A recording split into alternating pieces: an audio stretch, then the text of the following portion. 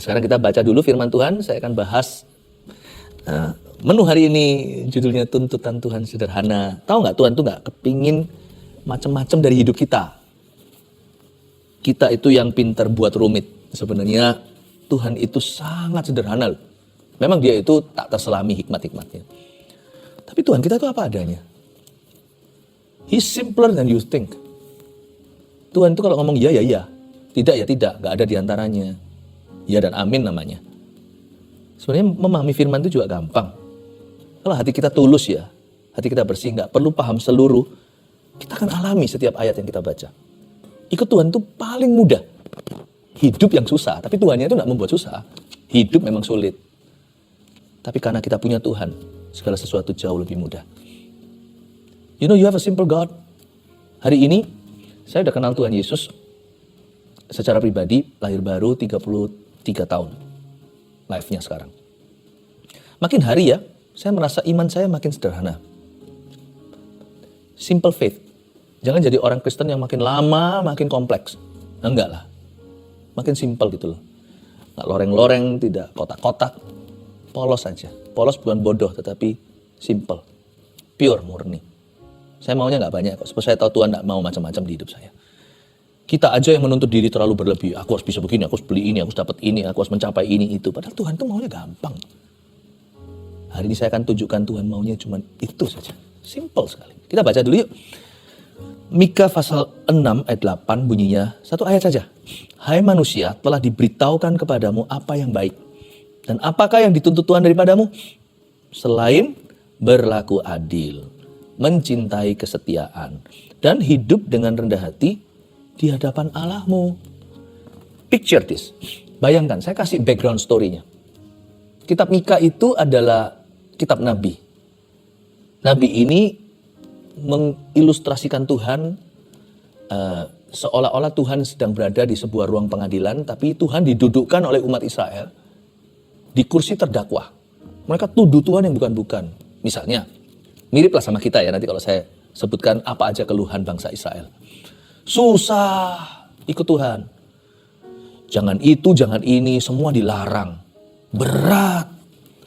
Gak gampang loh taat pada perintahnya. Disuruh ini, disuruh itu. Dan Tuhan tuh gak pernah puas-puas. Apapun yang kukorbankan, kuberikan itu kurang.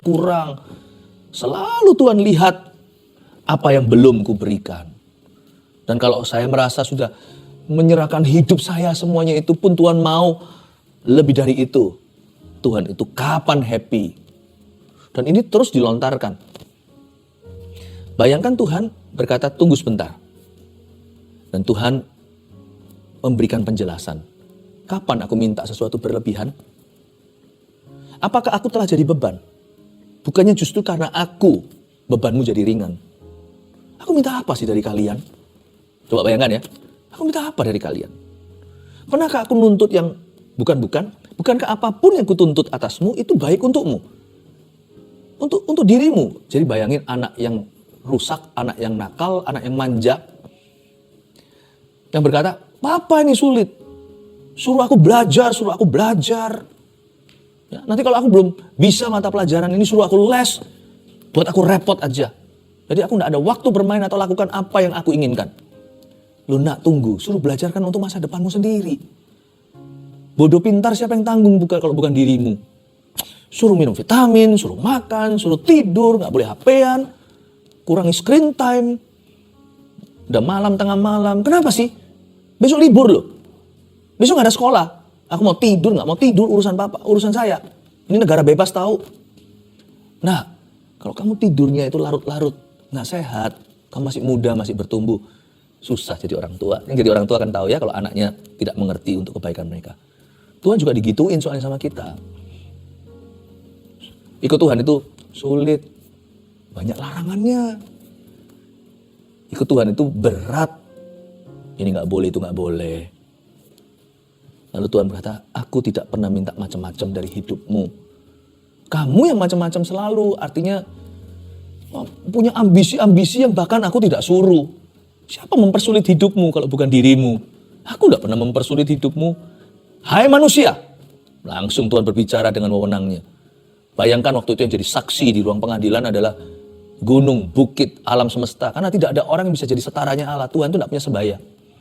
Jadi Tuhan panggil semua ciptaannya sebagai saksi bisu. Kapan aku pernah memperberat umat manusia? Kapan aku pernah menjadi beban bagi umat pilihan? Emang aku itu pernah jadi momok dalam hidupmu? Apa aku tuh kutuk, kata Tuhan dalam hidup kita? Apa itu aku tuh kutukan atas hidupmu? Hai manusia, telah diberitahukan kepadamu apa yang baik. Apa yang baik itu kan baik untuk kita. Bukan untuk, kalau terhadap Tuhan itu apa yang benar. Tuhan hanya mau kita itu hidup benar.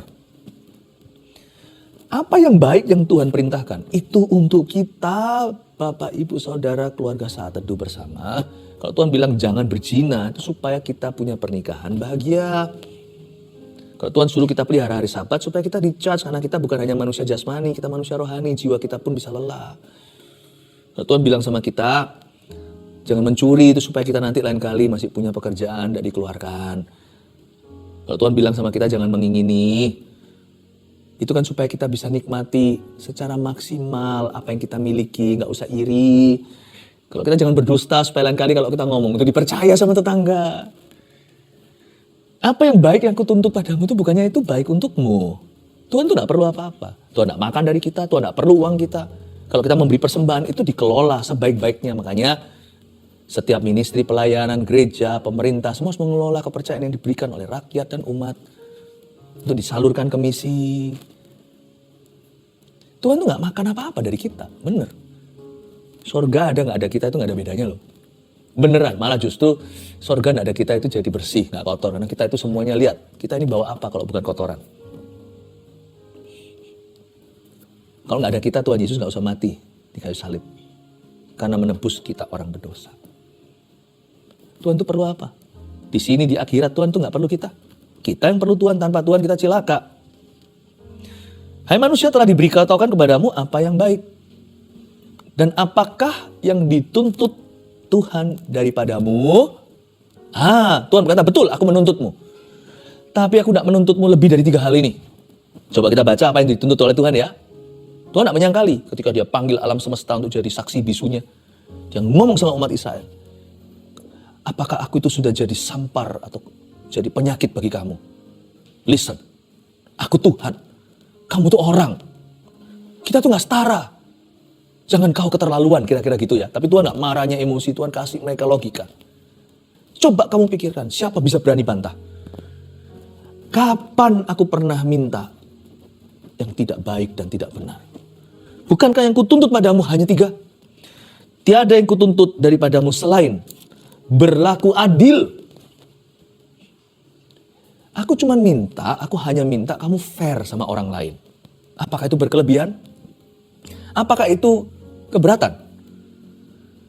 Kalau kamu tidak fair sama orang lain, cepat lambat orang lain tidak fair sama kamu. Senangkah Anda tinggal di dunia yang tidak fair semua? Saling curi, saling tikung, saling sikut, dan saling mengkhianati. Berlaku adil itu artinya play it fair. Perlakukan orang lain sebagaimana Anda ingin diperlakukan. Apakah itu too much? Apakah itu terlalu banyak? Apakah itu keterlaluan? Aku minta kamu berlaku adil. Mencintai kesetiaan. Mencintai kesetiaan itu berarti setia. Belajar setia dengan satu hal. Asal keputusanmu itu bukan sesuatu yang salah atau dosa. Apapun yang kau putuskan, kalau kita minta restu Tuhan, belajar untuk selesaikan apa yang kau mulai. Gak usah rumit mau itu dan ini. Apa yang kau mau? Asal Tuhan tidak melarangnya. Aku mau jadi ini. Aku mau kerja itu. Aku mau pelayanan ini, mau pelayanan itu. Aku mau menikah dengan orang itu. Asal tidak bertepuk sebelah tangan loh ya. Namanya memaksa. Kalau sama-sama suka.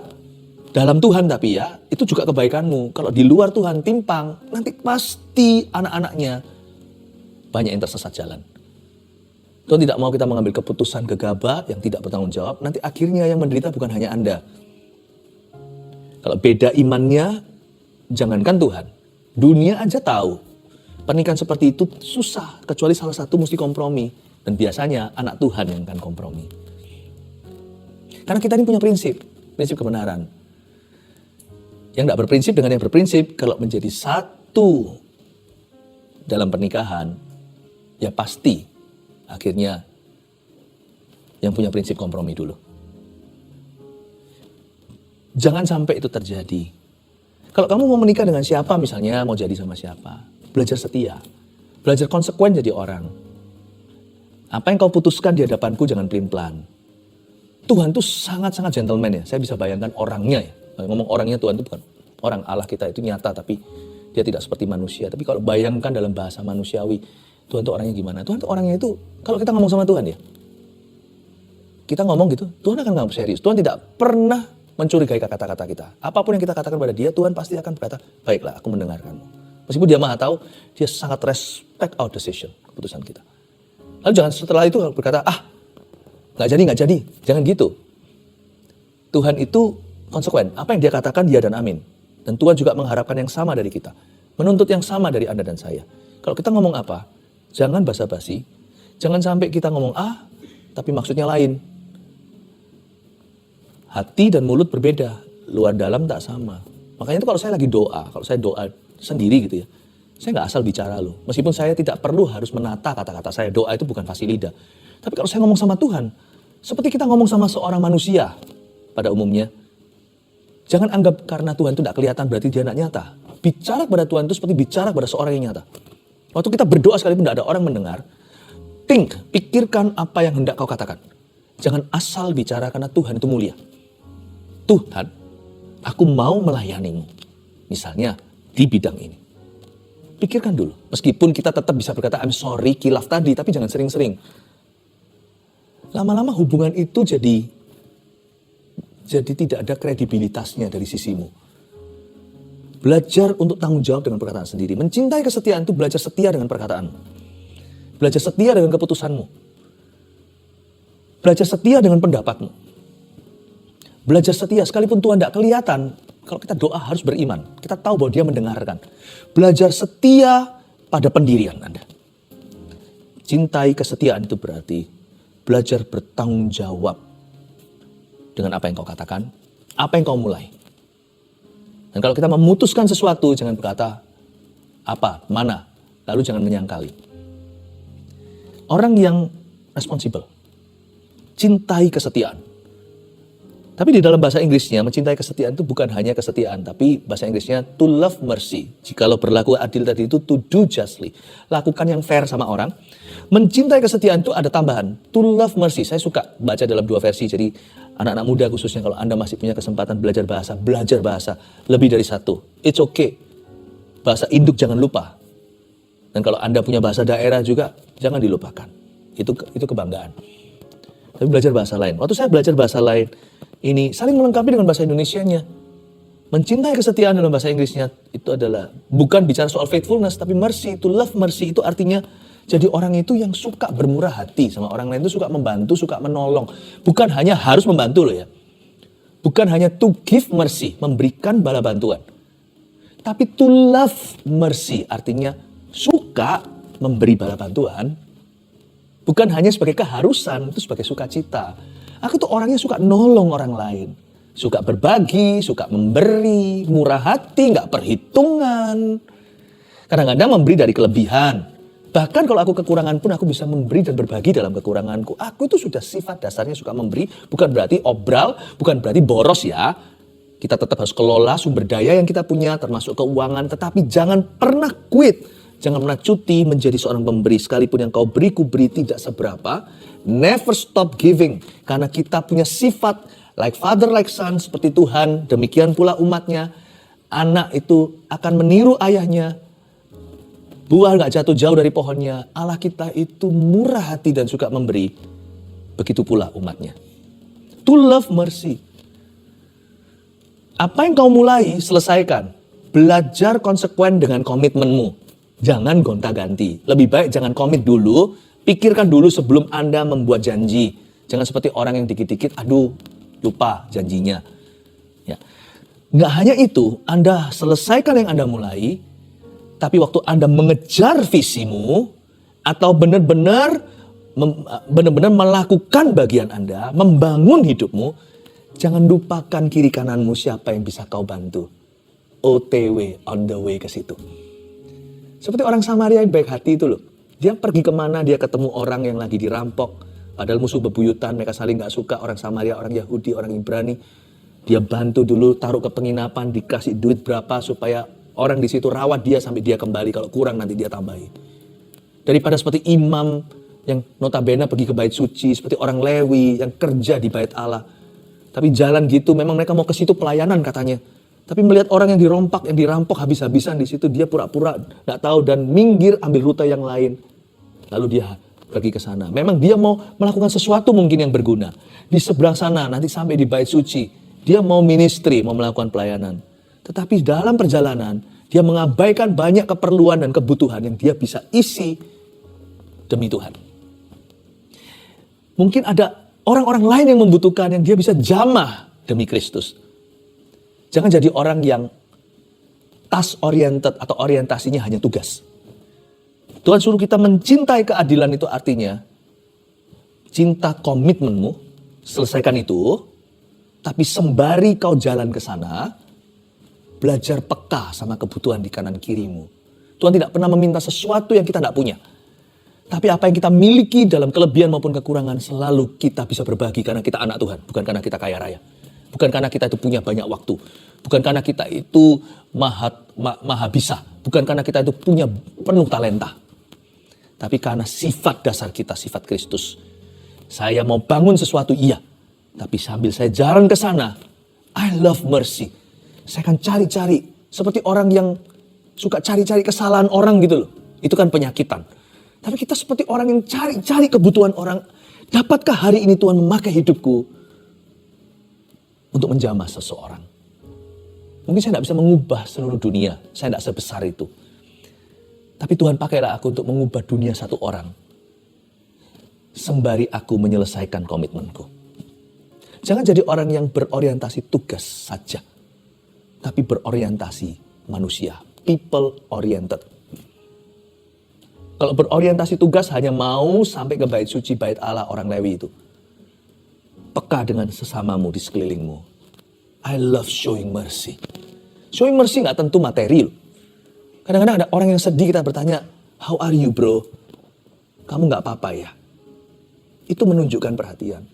Kita orang timur, orang Asia, seringkali kita pemalu. Gak boleh. Tuhan suruh kita keluar dari zona nyaman itu juga dari keminderan. Kita bisa inisiatif tanya orang, kamu gak apa-apa? Menawarkan seseorang apakah Anda bisa mendoakannya, itu sendiri berkat yang luar biasa. Atau mungkin pujian yang tidak diberikan pada seseorang. Semua orang lupa setelah dia nyanyi. Mungkin ada orang yang berkata, thank you ya, suaranya merdu. Asal Anda lakukan dengan motivasi tulus. Bukan untuk dapat sesuatu imbalan. Itu Tuhan bisa pakai untuk membangun iman seseorang. Bisa membangun gambar dirinya. Bisa membuat orang itu happy aja sudah cukup. Gak usah bawa orang itu sampai ke sorga. Itu aja sebuah jenis atau bentuk pelayanan yang berharga di mata Allah. Belajar peka sama sekelilingnya. Tapi banyak orang hanya people oriented, saya tahu. Orang yang berorientasi manusia itu banyak. Wah, sama orang supel kanan kiri. Tapi gak pernah selesai apa-apa di hidupnya. Dia sama sekali tidak task oriented. Dia tidak berorientasi pada tugas. Coba lihat ya, orang yang bisa sini sana, hadir di mana-mana. Tapi kalau ditimbang pada neraca Tuhan, orang itu enteng sekali. Dia nggak pernah selesaikan apapun yang dia mulai. Dan apapun yang dia putuskan itu selalu nggak rampung jalannya. Selalu setengah-setengah. Nggak ada yang well done, semua medium rare, medium well paling maksimal. Nggak ada sesuatu pun yang selesai di mata Tuhan. Nggak baik juga ya kalau kita orientasinya manusia, peka sekali dengan sekeliling kita, tapi hidup kita itu loh tidak menghasilkan apa-apa. Tidak menjadikan apa-apa. Tidak berbuah sesuatu. Tuhan gak suruh kita hebat di 1001 kok. Seperti pepatah bahasa Inggrisnya begini, Jack of all trades but master of none. Itu bagus kayak. Jackpot itu ya, artinya Jack, kayak Jack of all trades. Setiap bidang, setiap jalur, dia ada, bisa ini, bisa itu, bisa badminton, bisa pingpong, bisa sepak bola, sepak takraw, bisa bola basket, bisa renang. Bisa semua, tapi biasa-biasa aja semua atau setengah-setengah. Nggak pinter-pinter banget, masing-masing nggak ada juara, nggak ada prestasinya. bisa semua lah, ya lumayan. Tapi kita tidak bisa pegang satu di mana dia juara. Di situ dia bisa berkata, inilah talenta utama. People serba bisa, tapi nggak satu pun mahir di dalamnya. Jangan jadi orang kayak gitu ya. People banget, manusianya oke. Tugasnya, kita nggak bisa sebut satu. Mencintai kesetiaan itu, setia pada komitmenmu. Udah jangan banyak-banyak lah komitmennya. Satu, ada orang yang mau kerja tuh semuanya serabutan. Tapi juga ngos-ngosan. Kita habis waktu. Mendingan kita kerja itu bukan hanya satu kalau perlu. Tetapi dua aja udah banyak loh. 3 itu maksimal. Tapi jadikan benar. Jadikan sungguh. Tekuni sampai Anda jadi master di situ. Sampai Anda jadi tuan atas talentamu. Ya. Dan hidup dengan rendah hati di hadapan Allahmu. Coba Anda baca nih, hidup dengan rendah hati di hadapan Allahmu. Ini yang ketiga. Aku hanya nuntut umat Israel untuk rendah hati di hadapan Tuhan. To walk humbly. Nah, masalahnya gini. Coba kita nggak ngerti. Kita kira nomor 3 pasti yang paling kecil. Bukan. Kalau Anda baca tuntutan Tuhan sederhana ini. 1, 2, 3. Yang ketiga itu justru kunci ke 1 dan 2. Karena yang ketiga itu pure murni bicara tentang motivasi hati dan hubungan kita dengan Allah. Hidup dengan rendah hati di hadapan Allahmu, bahasa Inggrisnya, berjalan dengan mawas diri di hadapan Tuhan. Walking humbly. Ini luar biasa. Karena justru inilah yang menentukan apakah Anda fair jadi orang. Ini yang menentukan apakah kita bisa selesaikan komitmen kita. Karena bicara soal dunia penyertaan. Ini yang menentukan apakah kita itu orangnya mengorangkan orang lain. Dan belajar peka sama kebutuhan mereka. Hanya orang yang rendah hati di hadapan Tuhan. Yang akan peduli sama sesamanya. Hanya orang yang rendah hati di hadapan Tuhan yang akan fair sama orang. Karena dia tahu di atas masih ada yang berkuasa. Hanya orang yang humble yang akan peka sama kebutuhan orang lain. Sebagaimana aku menerima kasih sayang yang cuma-cuma, aku harus belajar mengasihi sesamanya. Orang angkuh tidak akan fair sama orang lain. Karena dia merasa aku layak dilayani. Dia merasa semua orang harus layani dia. Orang yang sombong itu susah. Dia tidak akan peka sama kebutuhan sesama. Karena dia hanya ada dirinya dalam pikirannya. Dunianya hanya diisi dengan dirinya, aku, milikku, dan saya. Hanya orang yang rendah hati yang bisa berlaku adil. Hanya orang yang rendah hati yang bisa setia dan mencintai kesetiaan. Tuhan berkata, aku tidak nuntut macam-macam dari kamu. Cuman 3. Tulislah sekarang. Ini adalah praktisnya, aplikasinya. 1, perlakukan orang lain sebagaimana kita ingin diperlakukan. Berlaku adil. Treat others fairly. Ya. Selalu perlakukan seseorang lain sebagaimana kita ingin diperlakukan juga. 2, selesaikan yang kita mulai. Berapa banyak anak muda berkata, aku tidak tahu mau jalur apa. Pilih dong salah satu, sudah SMA 3, udah kelas 12. Sedangkan anak-anak muda, anak-anak kecil di gereja yang saya gembalakan di GMS tercinta, sudah dilatih, digembleng dari kecil, sudah harus bermimpi. Meskipun nanti bisa berubah, tapi nggak akan bergeser banyak. Dia sudah harus tahu. Anak muda teruna mendapat penglihatan, anak kecil bernubuat. Apalagi kalau bukan tentang hidup dan masa depan mereka. Pilih salah satu jalur. Komit di situ. Jangan tanya, Tuhan, mana kehendakmu? Ya memang perlu. Tetapi keputusan Anda dengan Tuhan nanti berlaku. Pilih salah satu. Tekuni. Jangan buang-buang waktu, buang-buang uang. Gonta-ganti jalur, nanti setengah jalan, bosan, seperempat jalan, pindah. Apa komitmenmu? Selesaikan itu. Selesaikan yang kau mulai, mencintai kesetiaan. Ingat, cinta setia. Cintai kesetiaan. Setia. Daripada orang yang berkata, membangga-banggakan, membesar-besarkan suara Allah. Tuhan bersuara begini, kanan. Lihat ya, nanti sedikit-sedikit Tuhan berkata, bersuara kiri. Lo dulu bilang kanan. Kemungkinan besar bukan karena Tuhan bersuara atau tidak. Kemungkinan besar orang itu yang pelin-pelan. Jadi jangan. Kalau Tuhan bersuara secara jelas, memberimu mimpi penglihatan, ada suara audible apalagi, ada konfirmasi, bahkan ada nabi bersabda, haleluya. Sekalipun ada nabi memberi nubuatan pun, kau tetap harus buat keputusan atas hidupmu. Stay with your decision. Lebih tepatnya sebelum Anda memutuskan, pray for your decision. Doakan dulu sebelum keputusanmu. Setelah itu, setia pada keputusanmu. Selesaikan yang kau mulai. Sambil bantulah orang lain juga. Ini jodohku bukan. Kita tahu kehendak Tuhan. Kita tahu kita mesti jadi dengan orang yang sama-sama seiman. Setelah itu kau tentukan. Nah, tentu surga akan menuntunmu dengan bersuara, itu dia. Nanti kalau Anda diberkati di gereja, kan ditanya sama pendeta, apakah Anda mengambil si ini sebagai istri yang sah dalam suka dan duka? Apa jawabmu? Ya, Tuhan berikan. Bukan, saya bersedia. Itu keputusan Anda di hadapan Allah, meskipun Tuhan yang menuntun Anda berdua. Apapun yang kau pilih, be responsible with your choice dengan keputusanmu. Bertanggung jawablah. Selesaikan yang kita mulai. Cintai kesetiaan. Tapi jangan hanya orientasi tugas. Sambil jalan ke sana untuk menggenapi rencana Allah. Please, love mercy. Sambil bantulah orang lain juga. Itu akan berkenan pada Tuhan. 3. Muliakan Tuhan. Dan ingat jasa orang lain untuk kita sukses. Hidup dengan rendah hati di hadapan Allah itu juga berarti hidup rendah hati di hadapan sesama kita. Kalau kita sukses suatu hari, jangan berkata, oh saya berhasil mendirikan ini. Selalu pakai kata, kami berhasil. Saya yakin pasti ada orang-orang di balik sukses Anda, termasuk mungkin mama, ibu Anda yang mendoakan Anda. Selalu berkata kami, selalu teamwork. Jadilah team player selalu. Jangan individualistis. Kami bisa berhasil mendirikan ini. Ya, jangan lupa orang-orang yang ada sekelilingmu. Dengan gitu, Tuhan bisa memberimu sukses berikutnya. Kalau Anda terus merendahkan hati, Tuhan akan meninggikan. Tapi waktu kita tinggi hati, kita akan jatuh, itu sukses terakhir kita, lalu kegagalan. Muliakan Tuhan, selalu berkata puji Tuhan untuk berkat yang saya terima. Dan juga terima kasih kepada orang-orang yang telah mendukung dan membuat hari ini bisa terjadi. Kalau Anda punya spirit seperti itu selalu, Tuhan akan mengangkatmu selalu tinggi-tinggi. Saya berdoa keluarga Saat Teduh Bersama, Anda semakin ditinggikan, tidak direndahkan oleh Tuhan. Untuk apa Tuhan merendahkan? Kalau kita sudah rendah hati, kalau kita belajar untuk mawas diri di hadapan Tuhan. Harapan saya adalah anak-anak Tuhan semua dinyatakan pada dunia sebagai orang-orang paling berhasil di masyarakat. Dan di mana ada anak-anak Tuhan, di situ ada 5.000 orang makan. Saya berdoa pekerjaan Anda diberkati, rumah tangga Anda diberkati, dan tentunya pelayanan Anda semakin diberkati. God bless you.